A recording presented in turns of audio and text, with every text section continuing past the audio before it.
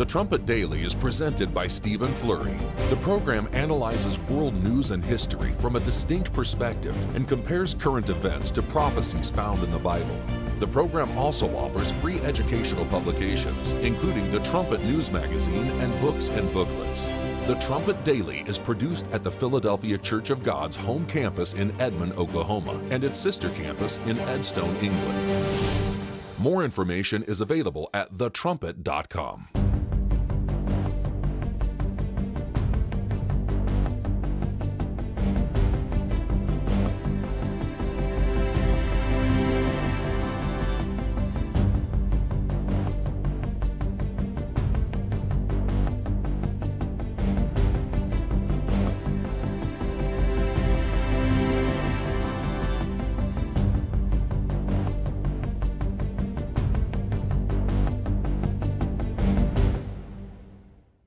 The Trumpet Daily program begins right now. Today's world news, what it means, where it's taking us. I bring you the one and only possible message of world peace. This is a message of hope, tremendous hope. And he said unto me, you must prophesy again. The Trumpet Daily program begins right now. Hello, welcome back to the Trumpet Daily. I'm Sam Livingston. I will be your guest host for this shortened Trumpet Daily. We're just pre-recording the first 10 to 15 minutes of today's show. Like Mr. Flurry promised earlier this week, we'll play our interview with Israeli historian Gadi Taub on the rest of the show. It's about a 40 to 45 minute interview. We just landed in England maybe about half an hour, 45 minutes ago, and we are pre-recording, like I said, just the beginning of today's show to lead into this interview. I thought I would, just in this little period of time, just kind of give you some of the background details on how this interview came about and just on Gaudi in general. Again, we have been in Israel. We were in Israel the last week. Now we're stopping over in Edstone as we make our way back to our headquarters campus in Edmond. As you've seen on the show, we interviewed Michael Oren, and he was the interview that we had scheduled heading into the trip going to Jerusalem, and we were hoping to get a few more interviews. Like Mr. Flurry said, we toured the area of or around Gaza following the October 7 attack, and in the meantime, we'd been trying to line up some other interviews. Myself and Brent Nagtegal, we were emailing some others, trying to get in contact with some people while we were in Israel. Brent had been emailing Carolyn Glick, and we'd been trying to set up an interview with her. We were also hoping that we could interview Ron Dermer. Both of them we had a bit of email contact with, but they're working for Benjamin Netanyahu as advisors. So we weren't able to get interviews with them because right as we arrived in Israel, they went on their big trip, Netanyahu and his entourage, over to Washington, D.C. But it worked out that Brent Nagtegal had been trying to reach out to this gentleman named Gadi Taub, and then he asked Carolyn, well, since you're not in the country, and she did respond, which is just awesome to think about having that contact and how close she is to Netanyahu. She did respond and recommended some other people that we could get in contact with for an interview, and Gadi Taub was one of these individuals. Gaudi, he's an Israeli historian. I think he'll mention in the interview that he studied American history in the United States. He just became very interested in the United States and what it represented in the grand scheme of Western civilization and in world history. And he mentions there again that this was something that's not taught in Israel. He's also a pretty popular podcast host in Israel, just as a conservative there. And there aren't many of them in Israel. We were talking to Melanie Phillips, and she's, again, in many ways a lone voice over there, and Gadi Taub is as well. There aren't many people that have a pretty strong conservative view over there. So as we were working to get this interview set up, Brent was texting Gaudi, and he agreed to do this interview with us. I believe it was on Tuesday. And so we drove off to Tel Aviv. Again, there were just a few things that kind of just seemed like, well, this was going to be a pretty good and important interview for us. Even just driving there, it was a bit stressful, the amount of traffic that was piling up. And then it just seemed like there were things that were getting in the way of what ended up being a really good interview and contact for us.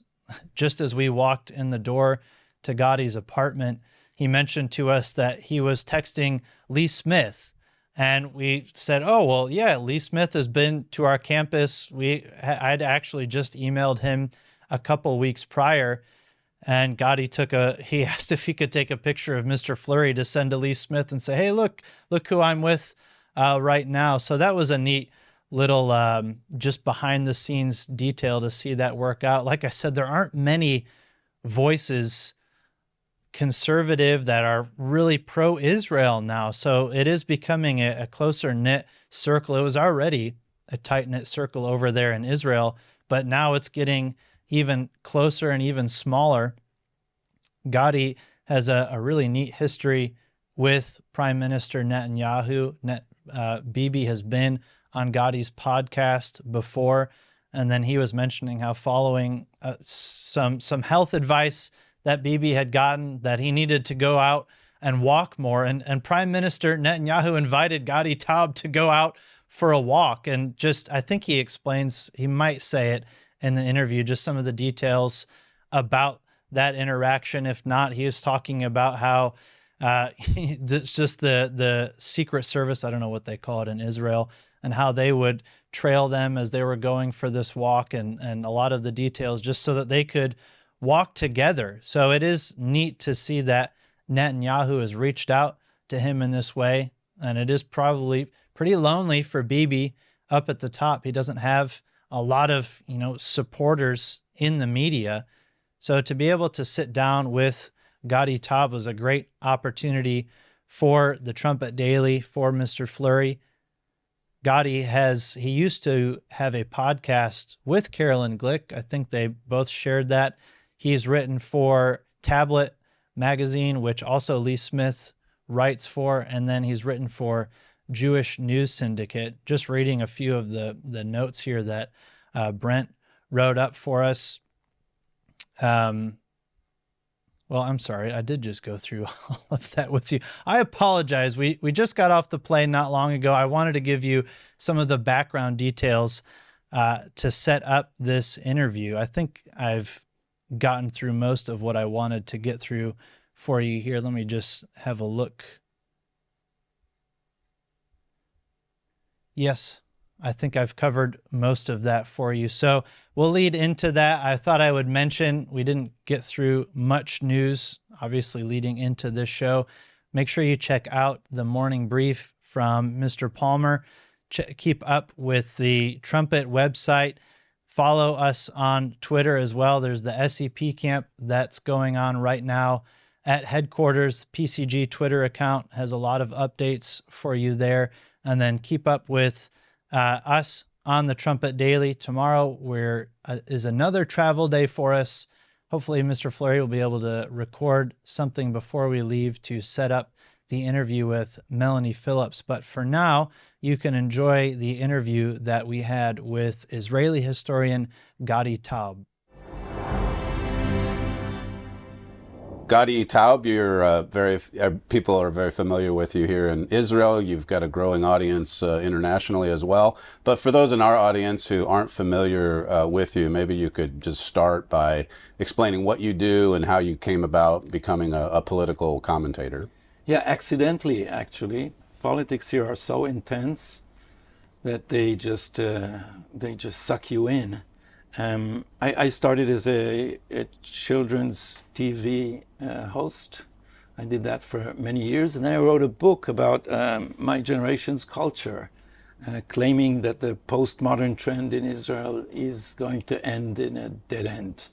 And that got me in a lot of heat with my peers, because I was also writing fiction. So they saw it as a bit of a, I guess, betrayal, my criticism of that. And after I wrote this book, which is nonfiction, and it was after a few books of fiction, it was surprisingly successful. I thought I should pursue an academic career, and I thought all strands lead to America.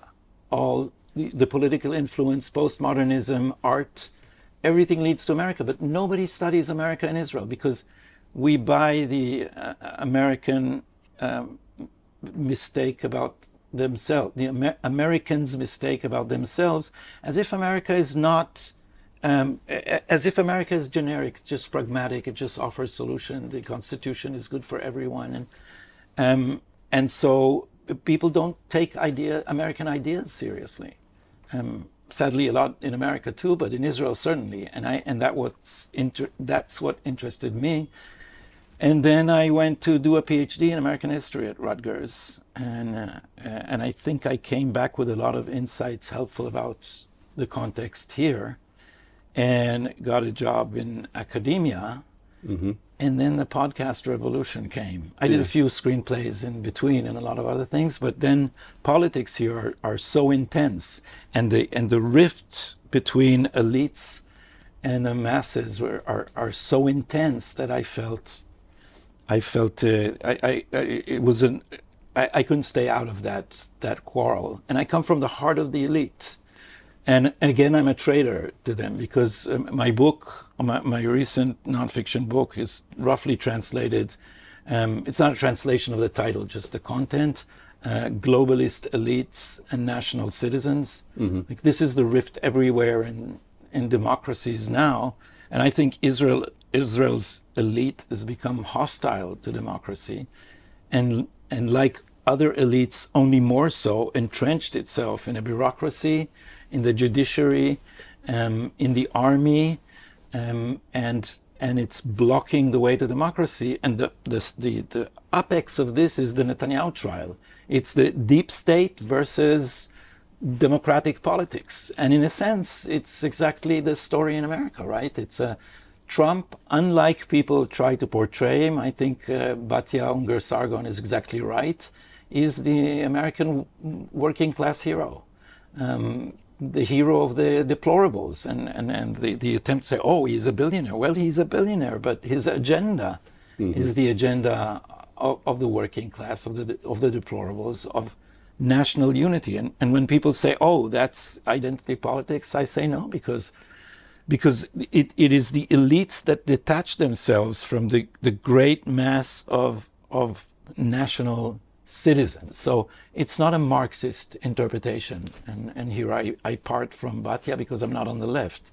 But I think that these leaders, Netanyahu, Trump, they represent the common people and their strong sense of patriotism. And we need to rehabilitate that, because democracy does not survive without national solidarity. If there is nothing, if there is no sentiment of patriotism connecting you to a common community, then you just use your vote for egotistic, short-range aims. You'd vote for only your private passions, and so democracy depends on this, on rehabilitating solidarity, and this is why identity politics come from elites. They come from elites which are trying to fragment this large body of national solidarity. This article you did a few months ago, a deep state doesn't get any deeper than this. I was telling you before we started the cameras that it was striking, the parallels between you kind of alluded to a moment ago, but the parallels between the deep state in America, which is kind of complicated to understand, and then when I read about it in Israel, that's too much for me to even process. People don't believe that. It's like it sounds completely crazy. Maybe you could summarize, in your view, what the deep state is and how it's been attacking Benjamin Netanyahu. Yeah, there's, with every arena, there is a special story. There's a story to the American quarrel between elites and the masses. And the deep state. There's a story in Hungary. There's a story in the European Union in general, and there's a story in Israel, and it's specific everywhere. So the Israeli variant begins with labor losing power. I remember that my father was the Secretary General of the Bank of Israel, and then the head of the Securities and Exchange Commission, and he was a labor man. And then Likud came, and everybody here says Likud doesn't know how to rule. It left the labor bureaucracy. That's true, except in the case of my father. They fired him. So I remember that traumatically. As a child, when Likud came in, my father was ousted. He stayed in the public service. He didn't want to go into business because he was a pioneer and an idealist, and lost a hand in the War of Independence and so forth. So a very committed patriot.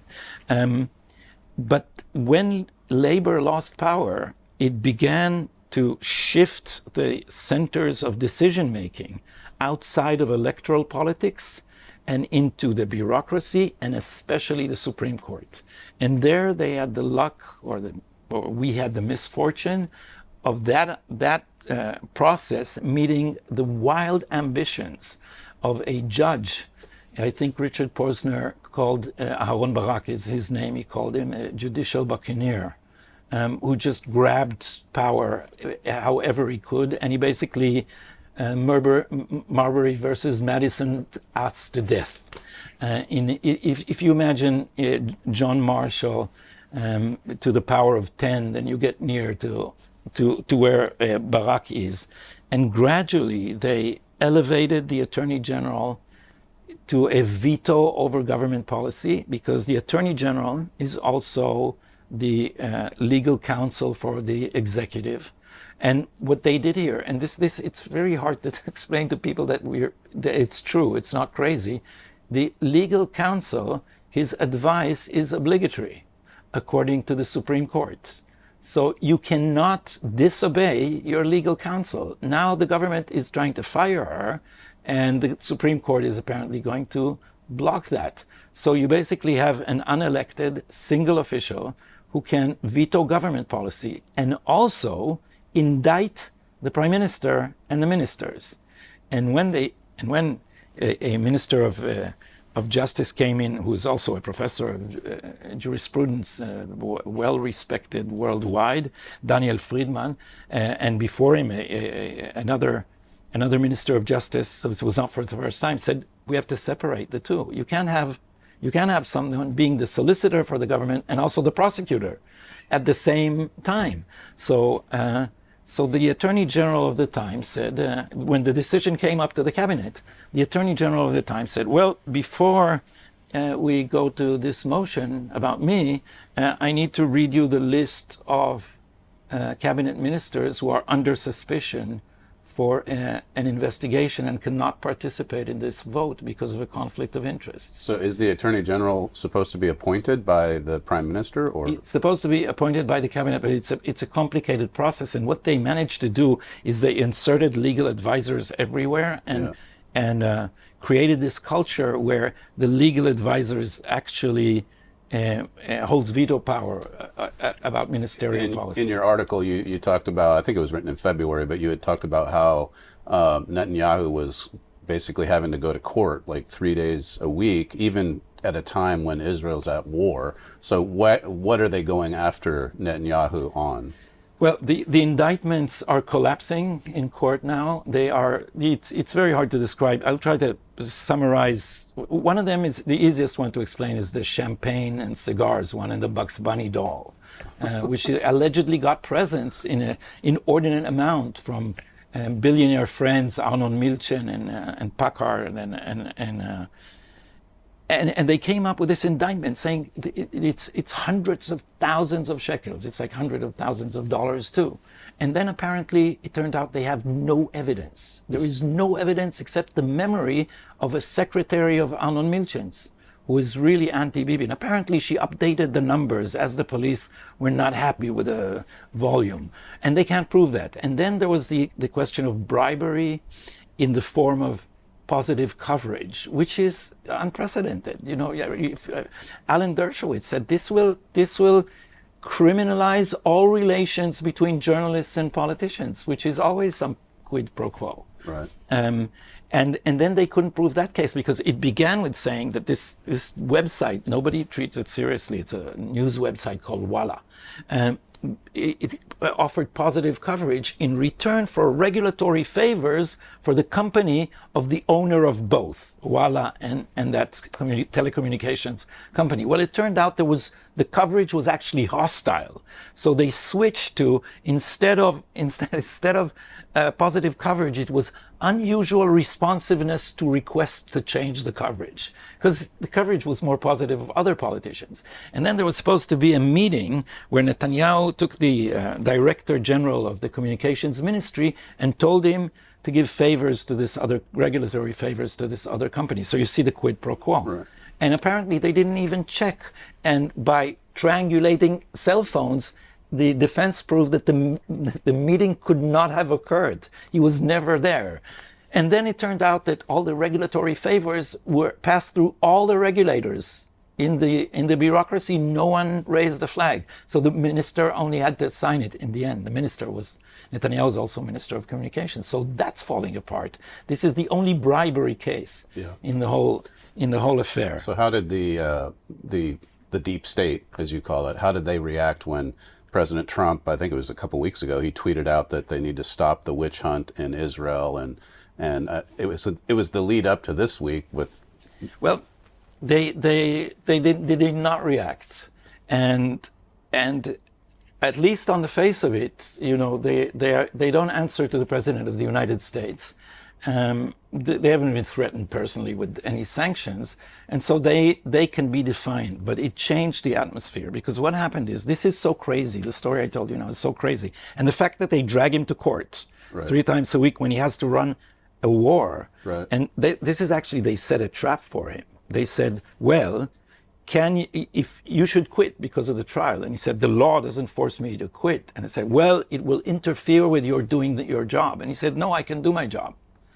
And so now if he says, no, I can't do my job because I have to run the war, they say, well, you ought to quit then. So they're waiting for that trap to close. And Netanyahu is just, you know, it's like Gulliver, and these Lilliputians are trying to tie him down with ridiculous ideas about why does he have to come 3 times a week. Now it's, I think, 2 times a week. Why? Because it's the public interest to finish this trial quickly. So the schedule of the judges is more important than running the war. Is this how you understand the public interest? So what Trump helped do is remind us how ridiculous this situation, which we've gotten used to, is, because Netanyahu takes it in stride. You know, he doesn't scream and shout. He criticizes them, but he's a gentleman. You know Bibi personally. You mentioned you went on a walk with him, and you had him on your podcast recently. Michael Oren had a paragraph in a recent column about just how he was the perfect man for the job that Israel has right now or needs. How do you think he is as a leader? He's been a prime minister longer than anyone else in Israel's history, and just knowing him personally, and we've had a lot to say over the years about President Trump's unique courage to fight all those forces you were just describing. What is it about Bibi Netanyahu that you think just keeps him going and fighting for Israel? First of all, his willpower is unbelievable against external forces, against internal forces, and with no credit. He's being demonized here. His family has been attacked viciously, personally, by these people. They've made his life hell, and since the bureaucracy supports the anti-Netanyahu demonstrations and so forth, they made his private life hell. These people shout outside his window constantly, at all times. But I think his life's mission was Iran.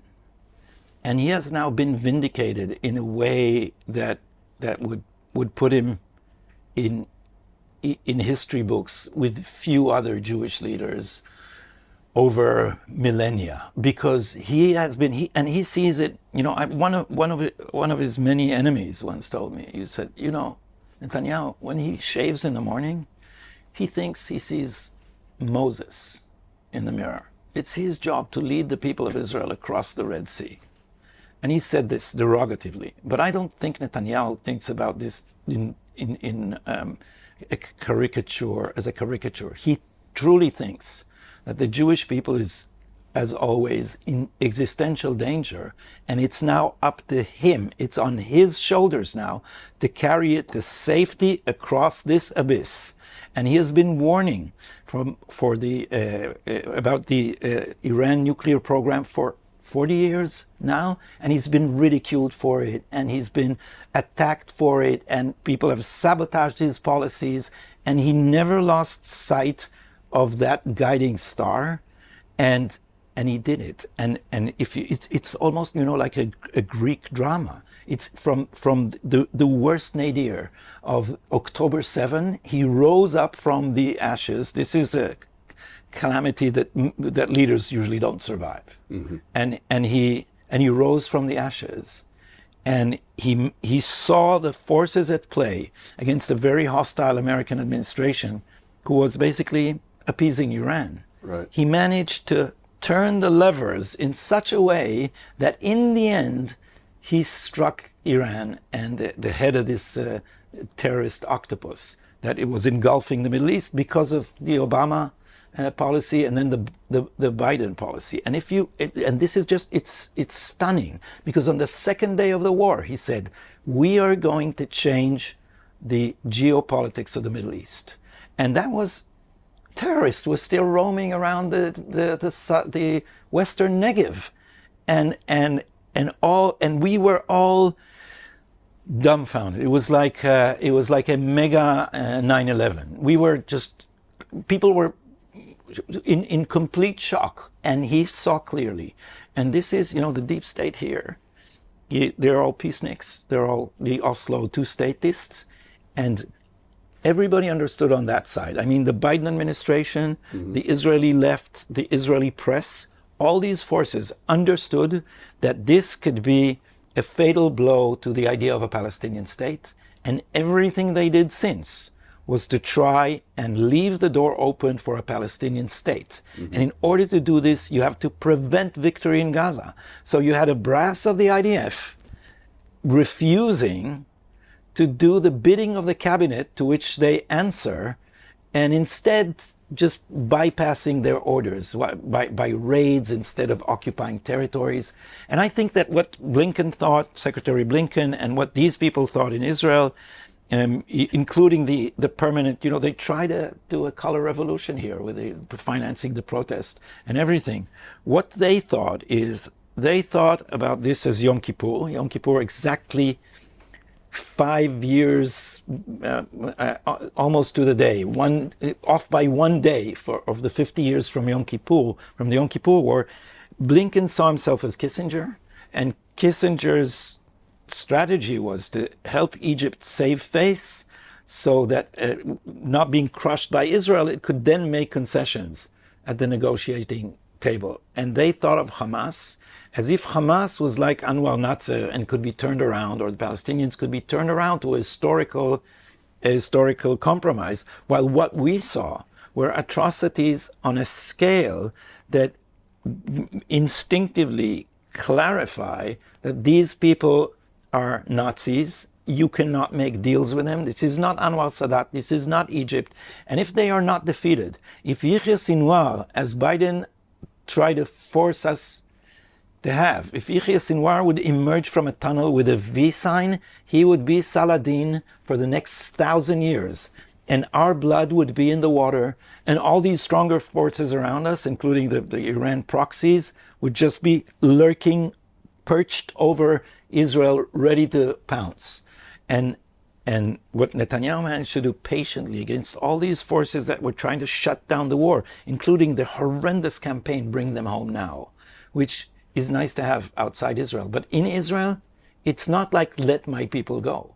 It's not pointing at Hamas who holds them. It's bring them home. It's directed at our government, at weakening our government, at the negotiations table, because Hamas knows there's a force here telling Netanyahu to make more and more concessions. So all these forces were arrayed around him to stop the war, and he managed to bring it like in a swing from Gaza to Lebanon to Syria and all the way to Tehran, and in the end finish that job. And that is absolutely amazing. I think he's way too sensitive about the hostages. We can't let these deals are bleeding us dry, and we need to finish off Gaza, and that's his weak spot. His detractors say he's indifferent to the suffering of the hostages. I think he's too sensitive to that's the only case where his considerations are not absolutely rational and on the mark.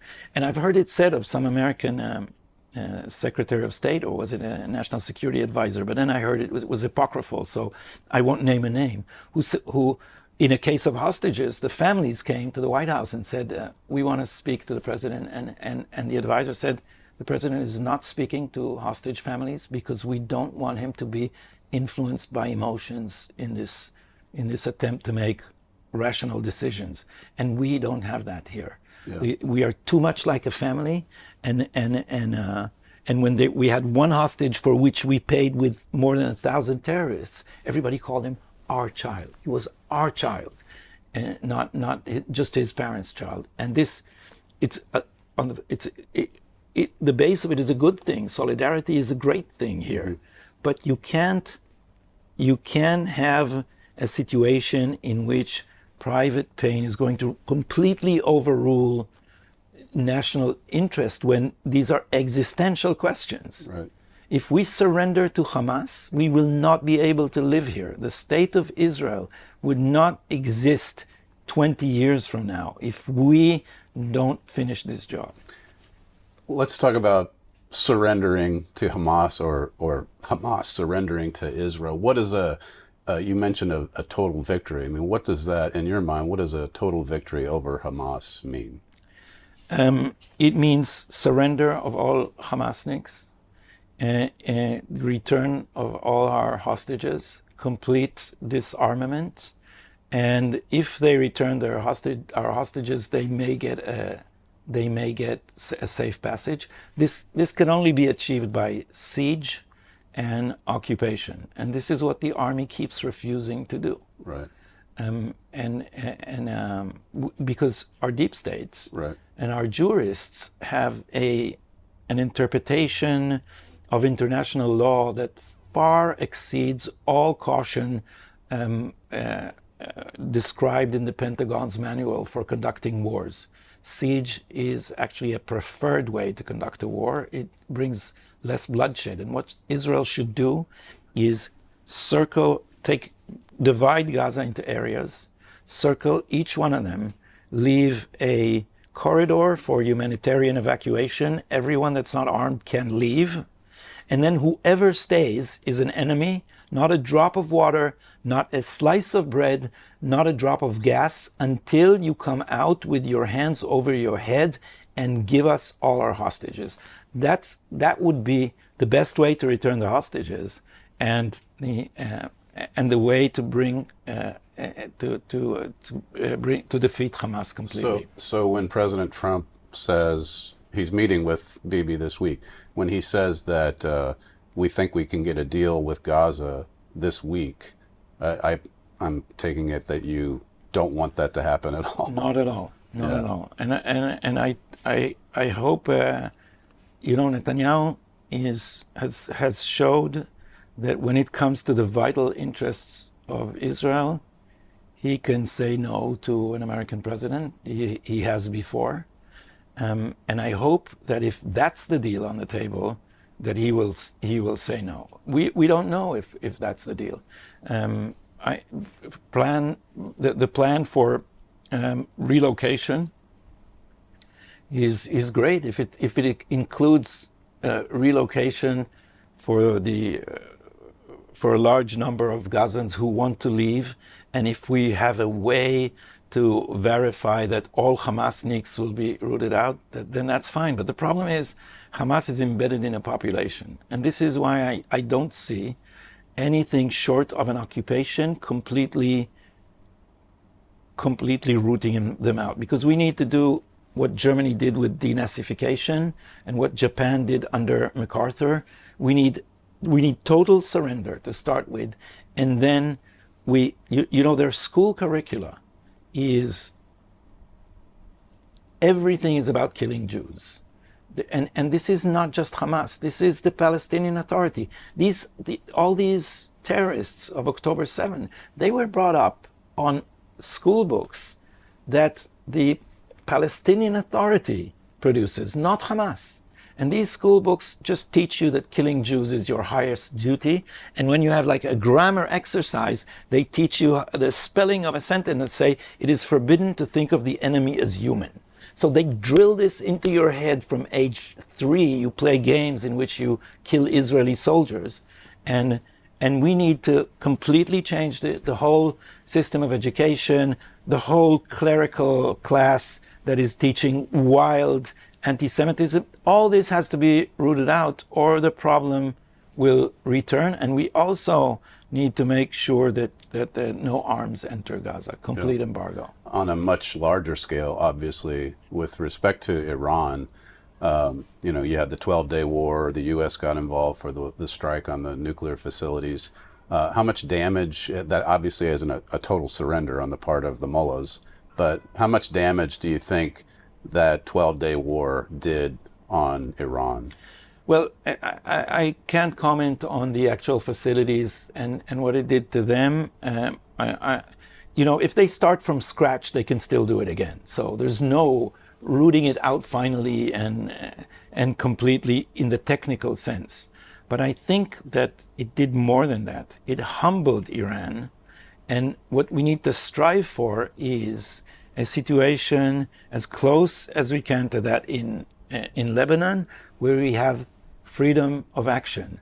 And we should make it clear that all this will happen again if you start your nuclear program again. This is a very, very strong statement, because look at what we are facing now in the Middle East. We were under the shadow of this menacing force with all its proxies and hundreds of thousands of rockets. And now we have complete freedom of flight over Tehran. We can take out anyone we want. We penetrated them so deep. I'm not sure about all the details. And sometimes Mossad PR are almost as good as Mossad operations. So you never know what they actually did. But allegedly, at least, what we know is that they penetrated the secret networks of the operatives, and they called them to a meeting where they were all killed together, because that was the depth of the penetration. So we demonstrated that we are not to be messed with, and that we would go to very long lengths. And if you look at what happened, and if you look at Arab commentators, they say Israel, after October 7, it managed to do all that. So imagine what it would be if it started from a level plane. Yeah. And I hope now that there would be a deep change also in our army, because look at what happened to us. The people treating Gaza were all Oslo peaceniks, and they never suspected. So there was a huge invasion of thousands of terrorists, and we had no clue. While in Tehran, when Khamenei sneezes, we know where he puts his handkerchief. And so that is Mossad, and this is Shabak and Tzal and the IDF. And Shabak and Tzal and the IDF have become postmodern. And there's actually in the literature about what the culture of armies, there's a theorist named Moskos who defines what a postmodern army is. They think in political rather than military terms. Instead of defeat, they have such ideas as imprinting an image on the enemy's mind, and they tend to defensive war instead of offensive war. And that, for us, the Ben Gurion, the original theory of defense is that we seek our enemies outside our borders. So, and what happened to us in recent years is we're hiding under Iron Dome, right, behind a slurry wall. We are patrolling a border, and we haven't learned the lessons of millennia of warfare, right, that there is no such thing as an unbreachable wall. The wall of China, the Maginot Line, the Hitler's Atlantic Wall were all breached, because when you develop a routine behind a wall, the enemy would study your routine and would find out where you have become negligent or numb, and at that point they will strike. And so we should get back our stamina and stop. Henry Kissinger once said that only Israelis speak of peace in religious terms like redemption. It's the end of days. And peace, he said, is just a temporary truce between states to find their common interests. That's all. And we thought of peace as that end of history, Fukuyama's end of history, and attached messianic hopes to it. And our generals all became peaceniks. They all became pro-Oslo. And we should remember that and this is why Trump is a partner to Bibi. We should remember that there's a book by Tom Cotton called Only the Strong. Peace is achieved through strength and deterrence. And in a rough neighborhood, you can't go the Obama way of the community organizer from Chicago, where you hug the bully until they become your friend. No. If the bully hits you, you hit him 10 times as hard, disproportionately, so that next time nobody else messes with you. Now, before all this started, I wrote a book about late night after hours clubs and the gray area between crime and just seedy clubs. And so I had a lot of chats with bouncers. And they said, on Allenby Street, that's the name of the book. It's the name of a street here in Allenby where the police were mostly absent. He said, if you're a bouncer and someone touches you, you can't arrest them. You have to teach them a lesson in such a way that you make an example of them for everyone else. So he said in a picturesque way, if you smack him on the face, you hurt his ego, and he'll come back with 5 friends. If you break his knee, he will have a few months in rehab in a hospital in order to consider if he wants to mess with you again. So the wisdom of bouncers is also the wisdom of statesmen in the Middle East. And I think Trump and Netanyahu share this. Deterrence is the key to lasting, if not peace, then at least non-belligerence. You talk about what Trump and Netanyahu share or in common.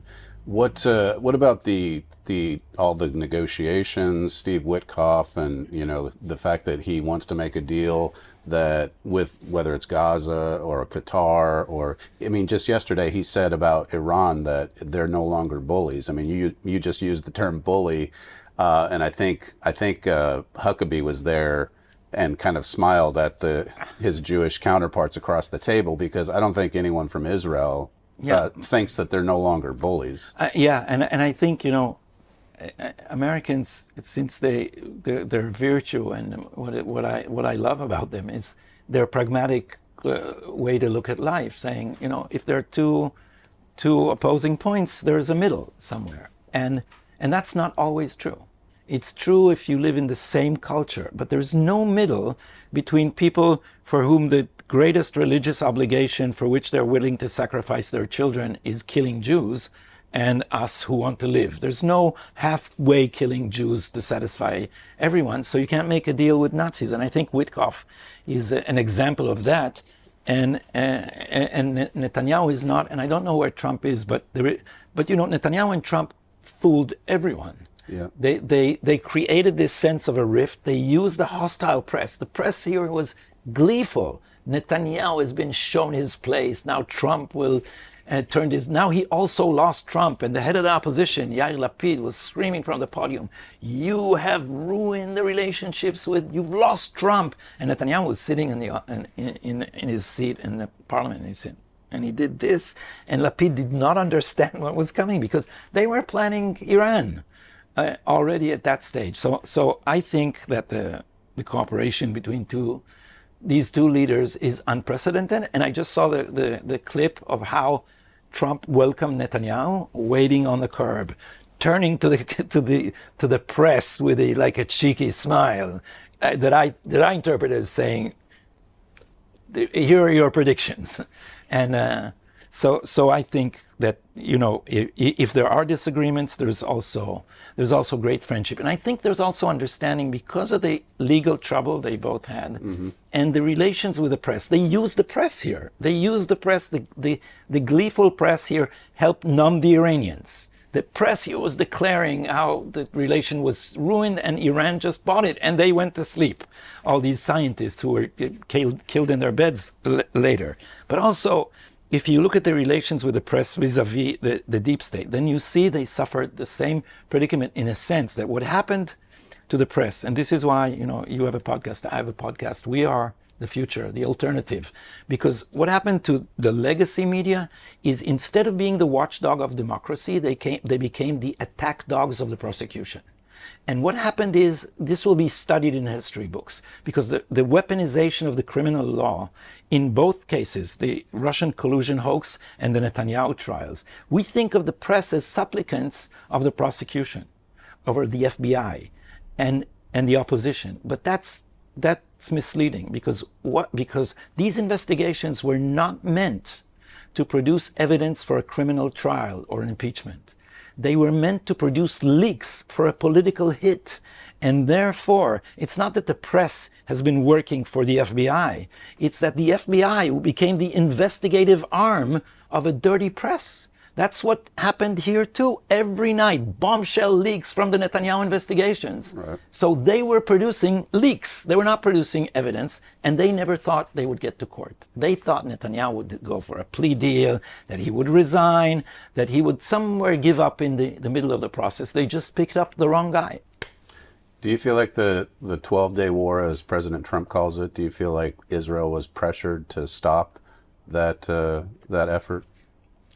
I think so. I would have liked a few more days, but if the price would have been non-intervention by the United States, look, this is a crucial thing. It was just a single strike, basically, or a few strikes in one fell swoop, but it demonstrated to the whole region the alliance between Israel and America, its strength, and also that the United States is again willing to use force, because the reliance on the Obama appeasement mentality was what turned this region into a wild thing. And Trump understands this. He hit Qasem Soleimani in his first term in office, and he understands you don't need to put boots on the ground everywhere, but you need to demonstrate that you are willing to fight. And I heard this from Mike Pompeo on my podcast when I interviewed him after Biden won the elections.